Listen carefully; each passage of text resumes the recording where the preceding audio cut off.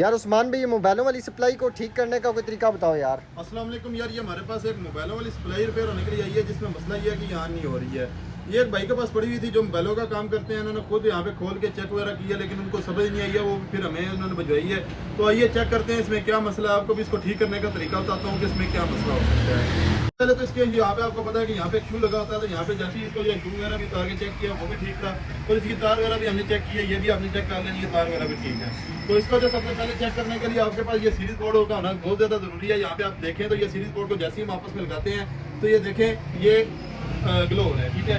अब सबसे पहला काम होता है कि इसका आपने फ्यूज़ चेक कर लेना। अक्सर बार इसका फ्यूज़ बर्न हो जाता है, तो अभी जैसे ही हम इसको जो फ्यूज़ पर लगाते हैं तो देखें दोनों साइड पर लगाते हैं तो बल्ब ग्लो हो रहा है, इसका मतलब यह है कि इसका फ्यूज़ ठीक है। उसके बाद आपने इसका ये बटन चेक कर लेना। अक्सर बार इसके बटन में कचरा आ जाता है, ये इसको ऑन ही नहीं करा पाता। तो यहाँ पे भी आपको मैं चेक कराता चलूँ तो ये बटन के यहाँ पे 2 पॉइंट है, यहाँ पे दोनों पॉइंट के ऊपर आपने जो है इसको सीरीज बोर्ड ये जो सीरीज लीड लगा देनी है। तो अब बटन बंद ऑन करके चेक करना है, तो ये बटन बिल्कुल ओके है, ठीक है।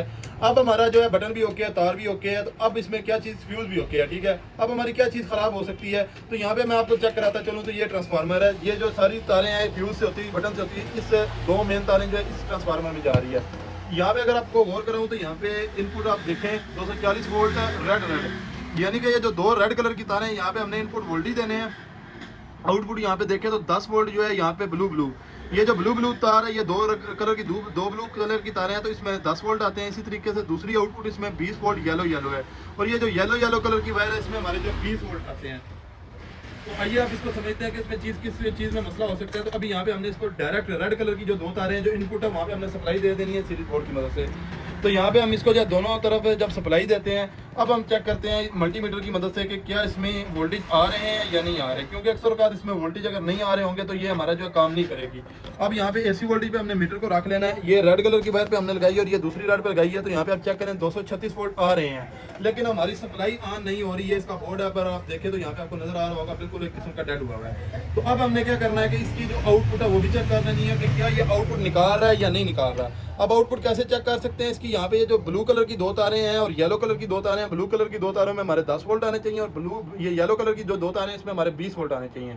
अभी यहाँ पे हम इसको जो चेक करते हैं तो ये वाले एसी वोल्टेज आएंगे, यहाँ पे आपने ये नहीं समझना कि डीसी वोल्टेज आएंगे, एसी वोल्टेज आएंगे, बाद में आगे रेक्टिफायर लगे होते हैं। तो यहाँ पे हम चेक करते हैं तो यहाँ पे ब्लू कलर की वायर में कोई वोल्टेज नहीं आ रहे।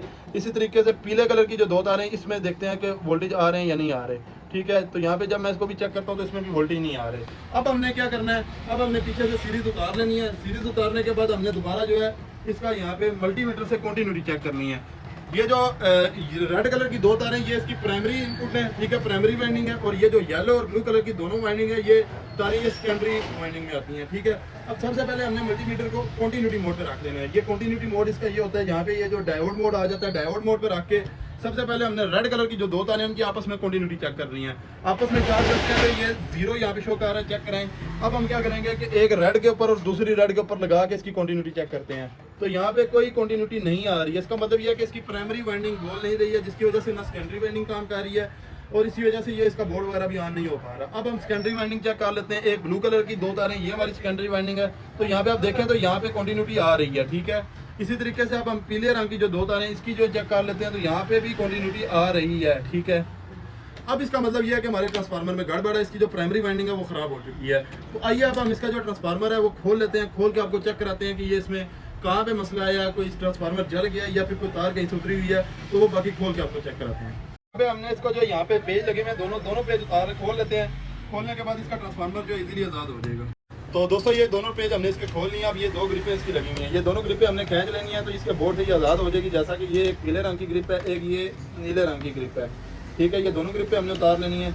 अब ये जो ट्रांसफार्मर है इसका बोर्ड से लिंक खत्म हो गया। अब हम इसके ये जो 2 टांके हैं ये भी उतार लेते हैं, और फिर हम इसको खोल के देखते हैं कि ये रिपेयर हो सकता है या फिर हम इसको चेंज करेंगे।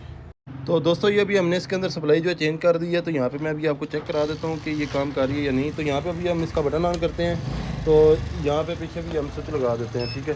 तो जैसे हमने पीछे स्विच लगाया तो ये देख सकते हैं इसके ऊपर वोल्टेज शो हो गए हैं, और 9.5 वोल्ट है, 10 वोल्ट है, ठीक है। ऊपर भी आप देख सकते हैं।